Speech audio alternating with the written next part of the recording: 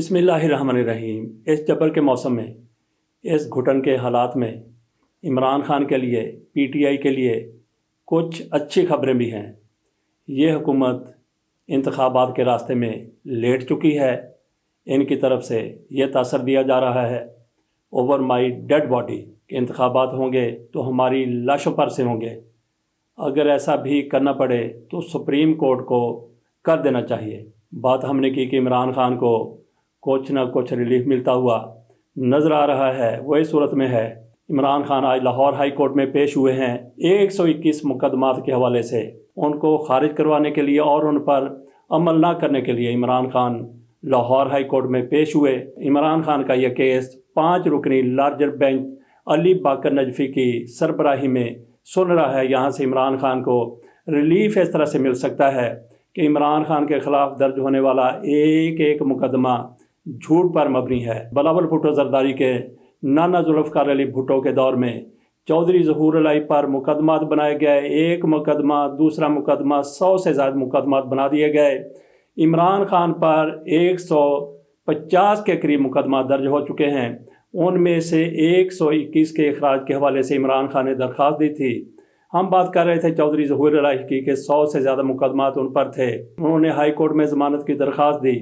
तो उस जबर के मौसम में, घुटन के हालात में भी हाई कोर्ट की तरफ से ये हुक्म दिया गया कि चौधरी ज़हूर अलाई पर जितने भी मुकदमात हैं उनमें ज़मानत दी जाती है। और साथ साथ इजाफी तौर पर अदालत की तरफ से ये भी कह दिया गया कि अब तक जितने मुकदमात दर्ज हो चुके हैं और आज के बाद भी जो मुकदमा दर्ज होंगे उनमें भी चौधरी ज़हूर अलाई की ज़मानत है।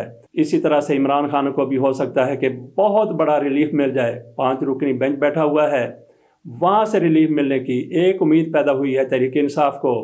और फिर इस्लामाबाद हाई कोर्ट की तरफ चले जाएं, वहाँ भी इमरान खान को जिस तरीके से फ़िक्स करने की हर मुमकिन कोशिश की जा रही थी, वहाँ पर भी इनको कुछ न कुछ रिलीफ मिला है। वहाँ पे 8 मुकदमात थे, जिसमें से एक तो इमरान खान को हाज़िरी से इस्तिस्ना मिल गया है। दूसरा 8 के 8 मुकदमात में इमरान खान की ज़मानत में 3 मई तक तोसी हो चुकी है। बात हमने की थी कि इमरान खान को अदलिया की तरफ से कुछ न कुछ रिलीफ मिलता हुआ अब नज़र आ रहा है। लेकिन जहाँ तक इस हुकूमत का तल्लुक़ है, वो इमरान खान को, उनकी पार्टी को फ़िक्स करना चाहती है। इमरान खान इंतखाबात में क्लीन स्वीप करते हुए नज़र आ रहे हैं, सबका इन लोगों को अंदाज़ा है। इसलिए इंतखाबात के रास्ते में ये लोग रुकावटें डाल रहे हैं। जिस तरीके से इलेक्शन कमीशन को रकम देने से रोका जा रहा है, वो भी एक इनफरादी किस्म की मिसाल है।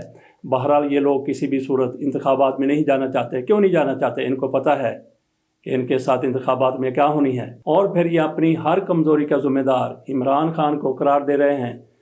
कल ही पाकिस्तान को सऊदी अरब से $2 अरब मिले हैं। वो $2 अरब कहाँ पे गए, कहाँ जा रहे हैं, इस हवाले से किसी को भी कुछ मालूम नहीं है। पाकिस्तान को $2 अरब मिले हैं तो फौरी तौर पर इनको क्या करना चाहिए था?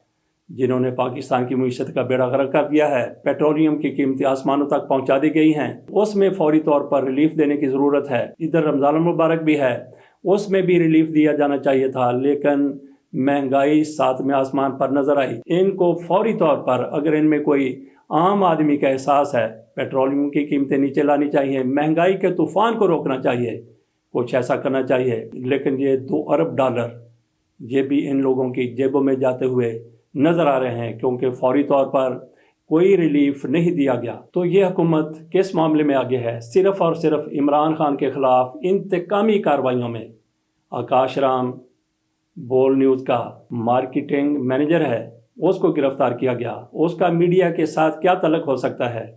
8 दिन हो गए, वो अगवा है या फिर वो गिरफ़्तार है? इस हवाले से कोई शवाहद नहीं है। हुकूमत की तरफ से उनको किसी अदालत में पेश नहीं किया गया, जिसका आलमी मीडिया की तरफ से अब नोटिस लिया गया है। आलमी मीडिया कह रहा है कि आकाश राम को अदालत में पेश किया जाए, लेकिन हुकूमत की तरफ से उनके बारे में कोई भी खबर नहीं दी जा रही कि वो गिरफ़्तार हैं, उनको किसी ने अगवा कर लिया है, वो लापता हो गया है, या जो कुछ भी हुआ है। हुकूमत की तरफ से इस हवाले से मुकम्मल खामोशी इख्तियार की गई है, जैसा अज़हर मशवानी के मामले में किया गया था।